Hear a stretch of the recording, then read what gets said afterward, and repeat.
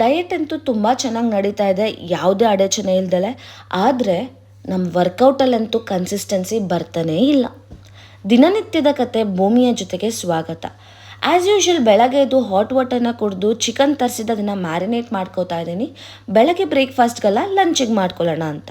ಬ್ರೇಕ್ಫಾಸ್ಟ್ಗೆ ಅಂತ ಸ್ಕ್ರಾಂಬಲ್ಡ್ ಎಗ್ ಮಾಡಿಕೊಂಡೆ. ಕೂದಲು ರಫ್ ಆಗಿತ್ತು ಅಂತ ಮೊಸರು ಹಚ್ಕೊಂಡು ಸ್ನಾನ ಮಾಡಿಕೊಂಡೆ. ಪಟ್ಟಂತೂ ಆಫೀಸಿಗೆ ಬಂದೆ. ಬಂಡಿಗಟ್ಟಲೆ ಕೆಲಸ ಇತ್ತು ಬಾಕಿ. ಸೊ ಹಾಗಾಗಿ ಎನರ್ಜಿ ಬೂಸ್ಟಿಂಗಿಗೆ ಅಂತ ಬ್ಲ್ಯಾಕ್ ಕಾಫಿ ಕುಡ್ಕೊಂಡು ಕೆಲಸ ಶುರು ಮಾಡಿದೆ. Hydration is very important because summer ಅಂತೂ ಸ್ಕ್ರೀವ್ ಮಾಡ್ತಾ ಇದೆ.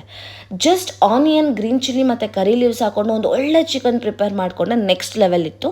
ಸೊ ರಾತ್ರಿ ಡಿನ್ನರ್ಗೆ ಅಂತ ಅಂಬ್ಲಿನೂ ರೆಡಿ ಮಾಡ್ಕೋತಾ ಇದ್ದೆ. ಮೊಸರನ್ನ ಚಿಕನ್ ತಿನ್ಕೊಂಡು ರಾತ್ರಿ ಊಟಕ್ಕೆ ಅಂತ ಹೇಳಿಬಿಟ್ಟು ಮಜ್ಜಿಗೆ ಮತ್ತು ಅಂಬ್ಲಿ ಪ್ಯಾಕ್ ಮಾಡಿಕೊಂಡು ಆಫೀಸಿಗೆ ಬಂದೆ. ಮೀಟಿಂಗ್ಸ್ ಇತ್ತು, ಲೈನಪ್ ಆಗಿತ್ತು. ನಿನ್ನೆ ಯಾರೋ ಕಮೆಂಟಲ್ಲಿ ಕೇಳ್ತಾಯಿದ್ರು ಡಿನ್ನರಲ್ಲಿ ಏನೂ ಮಾಡಲಿಲ್ವಾ ಅಂತ. ಡಿನ್ನರೇ ನಂದಿದ್ದು ರಾಗಿ ಅಂಬ್ಲಿ. ಆಲ್ಮೋಸ್ಟ್ ಆ ಟಂಬ್ಲರ್ 600 ml ಇದೆ, ಅದು ಸಫಿಷಿಯೆಂಟ್ ಆಗುತ್ತೆ. ಮಾಡ್ತಾ ಮಾಡ್ತಾ ಕೆಲಸ ಅದು ಹೇಗೆ 9 ಗಂಟೆ ಆಯಿತು ಅಂತ ಐಡಿಯಾನೇ ಇಲ್ಲ. It was a very long day, full ಸುಸ್ತಾಗಿತ್ತು. ಫೈನಲಿ ಎಲ್ಲ ಪ್ಯಾಕ್ ಮಾಡಿಕೊಂಡು ಮನೆಗೆ ಬಂದು ತಲುಪಿದೆ. ಫ್ರೆಶ್ ಅಪ್ ಆದೆ. ಒಂದು ಬೆಸ್ಟ್ ಥಿಂಗ್ ಅಂದರೆ ಅಡುಗೆ ಮಾಡ್ಕೊಳೋದಿಲ್ಲ ಅಲ್ವಾ, ಸೊ ಮಸ್ತಾಗಿ ಸ್ಕಿನ್ ಕೇರ್ ಮಾಡ್ಕೊಂಡು ಮಲ್ಕೊಂಡೆ. That's it.